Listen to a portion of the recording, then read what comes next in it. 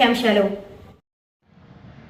శ్రీకాళహస్తీశ్వర స్వామి వారి దేవస్థానం నందు దేవి నవరాత్రి బ్రహ్మోత్సవాల సందర్భంగా 6వ రోజులో భాగంగా బొమ్మల కొలువులో శ్రీ కాత్యాయని దేవి అలంకారంలో అమ్మవారు భక్తులకు దర్శనమిచ్చారు.